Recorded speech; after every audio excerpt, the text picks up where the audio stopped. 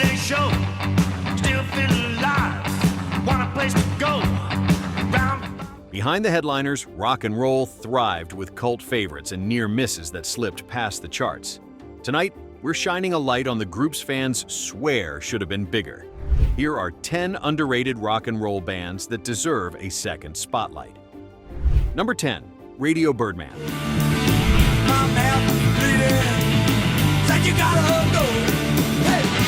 Underground venues reverberated with a raw sound as the late 1970s Australian punk scene gained traction. This act left a seismic mark with Aloha Steve and Dano, channeling surf rock bravado through a relentless DIY approach.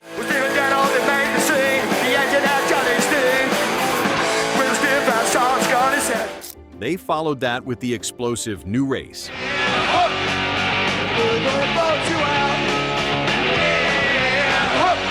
Another staple that showcased blistering guitar interplay and an urgent vocal bite.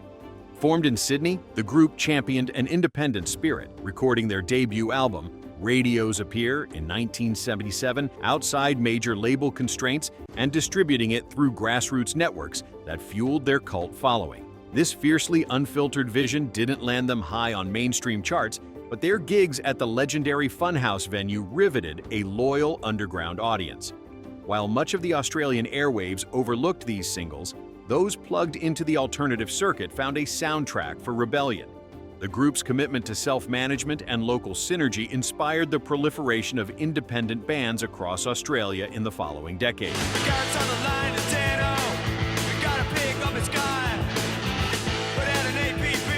Number 9, The Only Ones. But love is just destruction disguised under another name.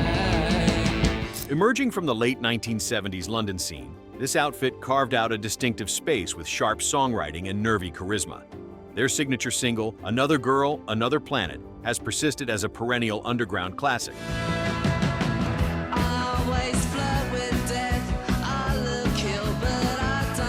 Praised for its chiming guitars and bittersweet hooks, listeners also gravitated toward No Peace for the Wicked.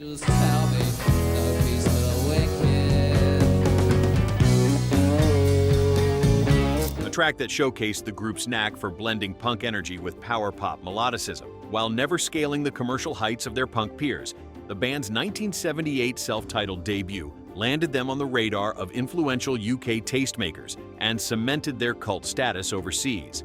Interestingly, Another Girl, Another Planet didn't break into the UK top 40 upon release, but its legacy thrived thanks to later inclusion on revered compilation albums and steady radio play among college DJs. Over the years, this act's evocative mix of raw emotion and tight musicianship has led crate diggers and musicians alike to rediscover these touchstones.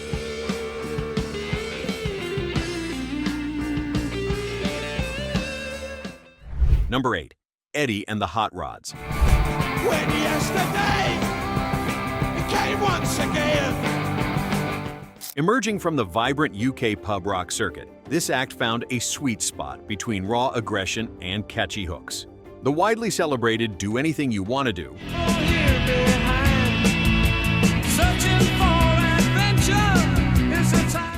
acted as a rallying cry, channeling restless energy that signaled the coming explosion of late 1970s new wave. Not far behind, teenage depression captured the same urgency.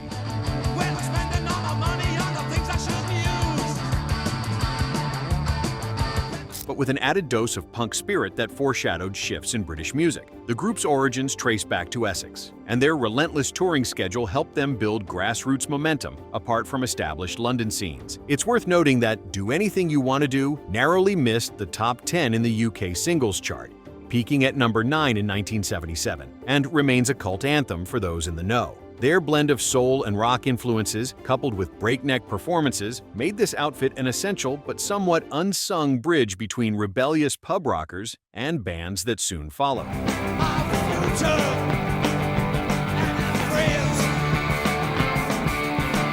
Number 7, Dr. Feelgood. Leave a late show, still feel alive, want a place to go.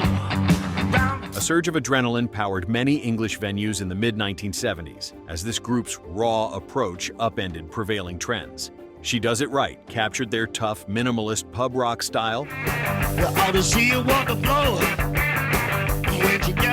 see, yeah. and gave audiences a bracing taste of the gritty sound fueling packed rooms. Another staple of their set, Roxette. I saw you out the other night. I saw some. Showcased the same sharp-edged soul energy, all lean guitar lines and punchy rhythms. Southend-on-Sea, a working-class town in Essex, shaped the group's distinct outlook, and it was there, far from the glam London scene, that the band first carved out a reputation for ferocious live shows. Despite just missing the national top 40 with Roxette on the UK singles chart, this act's stripped-down urgency proved influential as punk emerged later in the decade. The group's feedback-heavy performances and economic style drew acclaim not for radio success, but for chemistry and intensity on stage, which inspired countless later bands chasing the thrill of immediacy. Down to the doctor.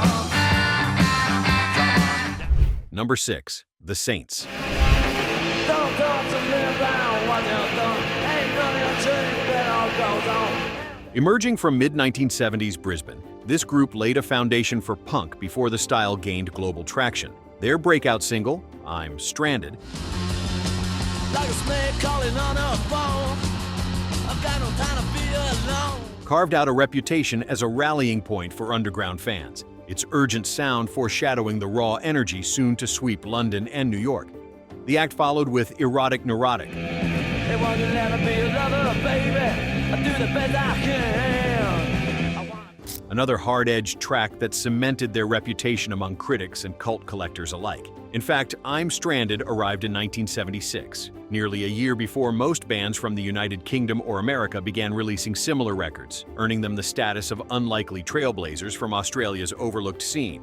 Although this track didn't break into the upper levels of airplay at the time, its legendary DIY release on the Fatal label set a template for indie movements everywhere. Over decades, the band's legacy has been defined not by commercial highs, but by their pivotal impact on future generations of outsiders. flip around until the end of the show, boy. Number 5. The Nerves.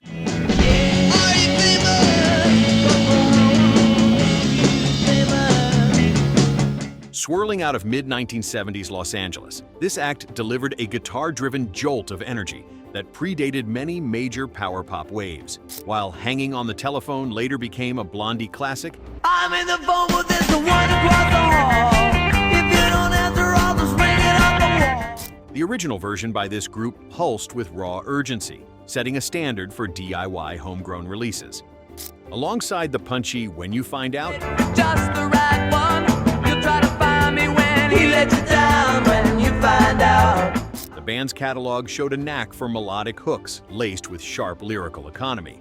Their influential 1976 self-titled EP was recorded on a strict budget, yet it stands as an essential document for anyone tracing the lineage of American underground pop. This outfit's fleeting existence, spanning just a few years, never translated into mainstream success, but their blueprint rippled through countless subsequent bands. The Nerves members, though largely unrecognized at the time, later spurred even more iconic projects, proving that sometimes the earliest sparks generate the longest shadows. For fans of lean, propulsive pop, discovery here always feels like stumbling on a secret transmission.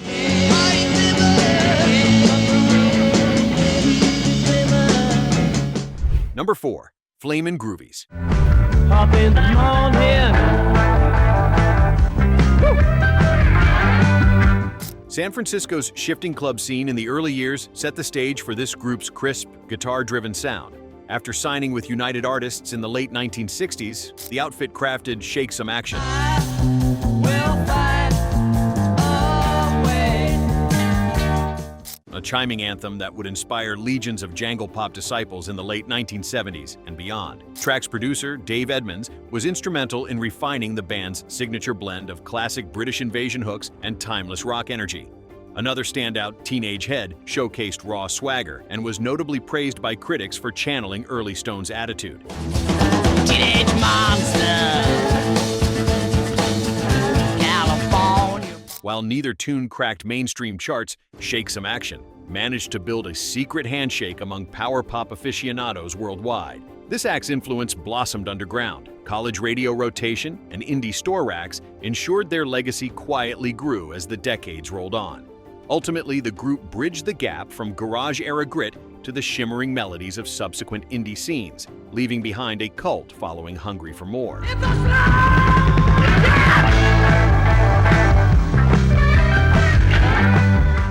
Number 3. Television.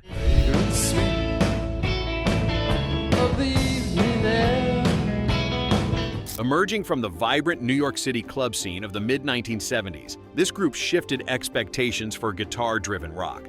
Their best-known track, Marquee Moon, became a benchmark for inventive musicianship.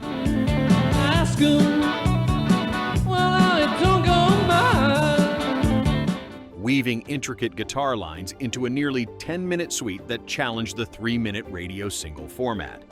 While See No Evil also stands tall among their most celebrated recordings,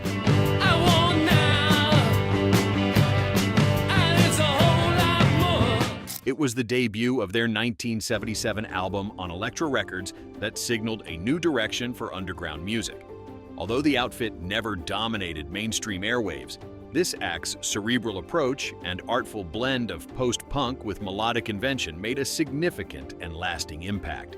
Audiences at venues like CBGB saw firsthand how the interplay between guitarists would influence countless indie bands in later years. No other record of that period quite matched the ambition and openness found within their studio production.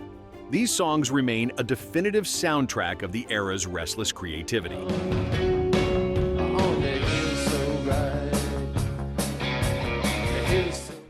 Number 2. The Modern Lovers. Been out west to California, but I missed the land where I was. Late-night Massachusetts highways inspired a certain propulsive intensity that would leave an indelible mark on emerging acts of the era. After an initial recording session in the early 1970s, the group produced Roadrunner, a stripped-down, hypnotic anthem. All right, I'm in love with modern moonlight. 128. That echoed the lingering energy of Velvet Underground while forging new territory. This track's repetitive groove created a blueprint for punk minimalism, pairing Jonathan Richman's detached delivery with relentless rhythm. Critics often pair Roadrunner with another influential moment, Pablo Picasso. Pablo Picasso, you could walk down your street, girls could not resist the stare and so. A sardonic single that managed to avoid cliché and anticipate the outsider wit found in later punk and alternative scenes. Interestingly, the group's original tapes were committed to record in 1972 with John Cale at the production helm, though the album wouldn't see an official release until several years later. These sessions, which blended nervy rock with nascent soul flavor, resonated more with musicians who followed, establishing this ensemble as a cult favorite on the less-traveled roads of rock history. I love Cleopatra, and I'm grateful that I know the old girl. Number 1. Big Star. So hard at times like this to hold on, but can't say wait to be. Early 1970s Memphis was bubbling with ambition as new scenes, labels, and genres jostled for space. Amid those musical crosscurrents, this act carved a sound both melodic and bittersweet, perfecting the sharp jangle of September Girls that power pop devotees would revere for decades. I learned you well, never mind, I've been crying. The song sits alongside 13. Won't you tell your dad, get off my back? A haunting coming-of-age ballad whose raw beauty helped solidify this group's reputation among record collectors and musicians, even as radio largely overlooked their catalog. Ardent Studios, the crucible of their first recordings, captured crystalline tones that would echo in countless alt and indie productions. Their debut album, Mucker One Record, 1972, won critics over immediately, despite promotional mishaps that left it stranded in record store bins while cult devotion quietly built. Fueled by nervy guitars and fragile harmonies, these records would later become a reference point for players from REM to Elliott Smith, who recognized that sometimes the outsiders inspire the lasting revolutions.